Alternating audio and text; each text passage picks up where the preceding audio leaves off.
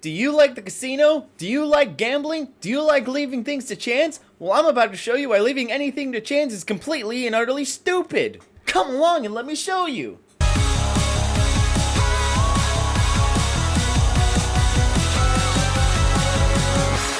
So the other day I was learning some programming and I ended up making this slot machine inside the console. Now this is pretty cool, but if I really want to get the feel of losing all my money pointlessly, I needed to make this physical. So let's make a realistic slot machine. And what's the best way to start? By using Arduinos. Because I have an entire starter kit. So let's get to it. Alright, we got our simple Arduino setup with our roulette thing being with RGB lights. So yeah, on to the next part. So now all we have to do is just Control-C, Control-V to the new program and we should be good to go. So let's go ahead and do that now.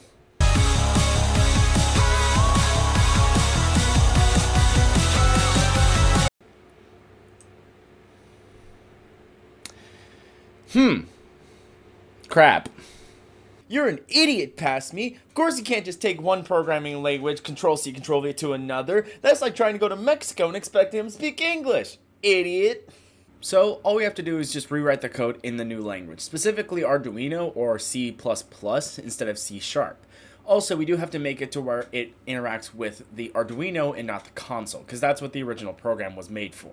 So let's just go ahead and do that. It took 2 days. Alright, this is the first test of the LED slots. Hopefully this works. Okay, everything looks fine. Now let's press this button.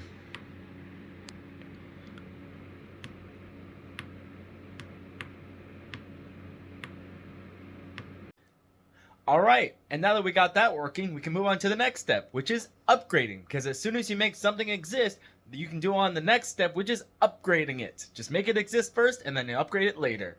In this case, we're going to add a screen, so let's do that.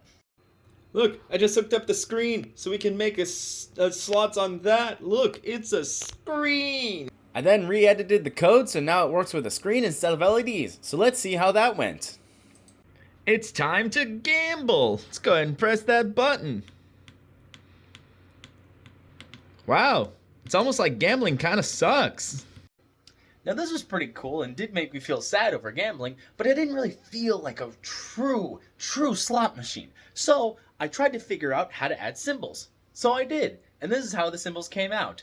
Now, it was still pretty cool even with the symbols, but I needed more. We need to upgrade. We need to add more to this. So I wanted to make the bigger symbols, so it took up 1/3 of the screen every time you played. So that's what I did next. This is the first test with the new code that'll hopefully make bigger symbols across the whole thing. So let's see how it goes. Pressing 3, 2, 1. Crap. Well, that failed. So let me explain why it failed. The reason I'm explaining why it failed is because it was the worst thing I had to deal with in this project, and it was pretty interesting how I figured it out. Also, I'm here to pad the runtime. And if you don't want to listen to this and you want to skip to the very end where I just give a synopsis, you can skip to this time card right here. But let's get into it. So with an LCD display, specifically the one I used, it's a 16:2 grid. And each one of those blocks has a 5:8 colors, where it's either a 1 or a 0 to turn it on and off. This is how you get certain symbols like the cherries or the bells. And because of this, we have to use this thing. It's called a byte. It basically tells the block what is on and what is off. Pretty easy, pretty simple to understand. Well, we can save these and make them character, which is what this is. And for the project, I needed 23 individual versions of it. Now here's where the problem comes in. You can only use 8 at a time. You can't use 23. So my code kept on defaulting to the last 8. So to fix the problem, we had to take this entire stack and put it somewhere else, i.e. in their own individual slots, which was a lot of back and forth and trying. But if you're the person who just skipped to this part of the video and is not even hearing this, the basic synopsis is this is in the wrong spot, moved it somewhere else so it worked. Pretty plain and simple. Now back to the rest of it.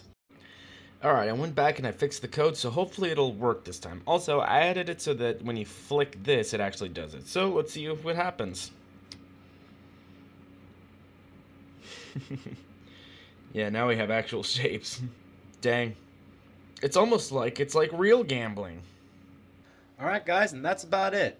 This wasn't really a video about me showing how gambling is BS, it's more me showing off my slot machine I made, but you saw how much I lost. Don't gamble, it's not good. Hopefully you'll join me next time when I make a small snake game that fits in my pocket, but until then, you all be safe and have a great day. Bye!